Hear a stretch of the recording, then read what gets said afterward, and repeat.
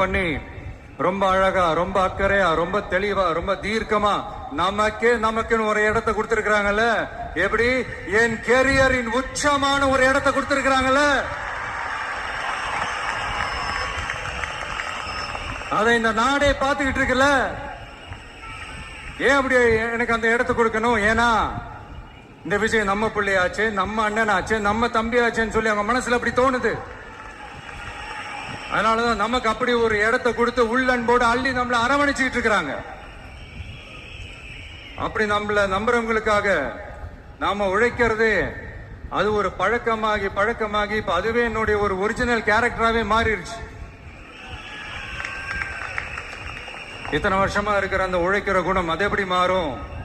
அதெல்லாம் மாறவே மாறாது.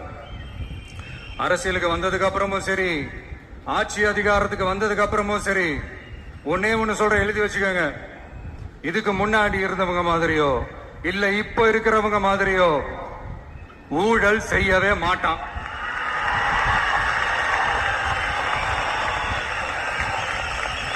ஒரு பைசா தொட மாட்டான். எனக்கு அது அவசியமே இல்லை. புரிஞ்சுங்களா உங்களுக்கு? எனக்கு அதை தொட வேண்டிய அவசியமே இல்லை.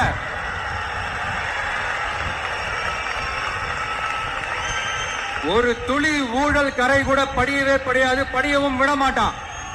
நீங்க கேட்கலாம், இது என்ன சினிமாவா?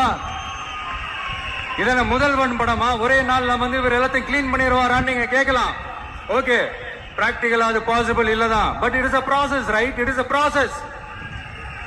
இப்படி எதுக்குமே ஆசைப்படாத ஒருத்தன் அரசியலுக்கு வர்றான் அப்படின்னா, அவன் கண்ணு முன்னாடி ஏதாவது ஒரு தப்பு நடக்குது அப்படின்னா, அவன் கண்ணு முன்னாடி ஏதாவது இந்த மாதிரி ஒரு ஊழல் நடக்குது அப்படின்னா, அதை பார்த்துக்கிட்டு அவன் சும்மா இருப்பான்னு நினைக்கிறீங்க?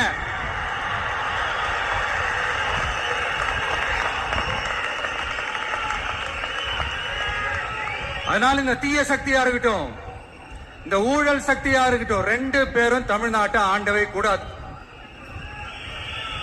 அப்படிப்பட்ட இந்த கட்சிகளை உண்மையா தில்லா எதிர்க்கிற அந்த கட்ஸும் கெத்தும் நம்ம கிட்ட மட்டும்தான் இருக்கு.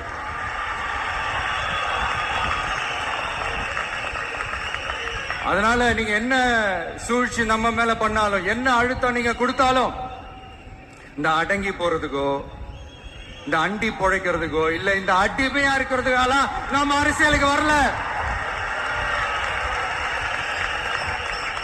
என் மண்ணுக்கும் மக்களுக்கும் யார் என்ன தீங்கு செஞ்சாலும் அதை எதிர்த்து அவங்க கிட்ட இருந்து நம்ம மக்களை பாதுகாக்கிறதுக்காக தான் நம்ம அரசியலுக்கே வந்திருக்கிறோம். அண்ட் முக்கியமா தோழர்களே, மக்களுக்கு என் மேல மட்டும் நம்பிக்கை இருந்தா அது பத்தாது. என் கூட டிராவல் பண்ற என்னோட எல்லா தோழர்கள்கிட்ட அந்த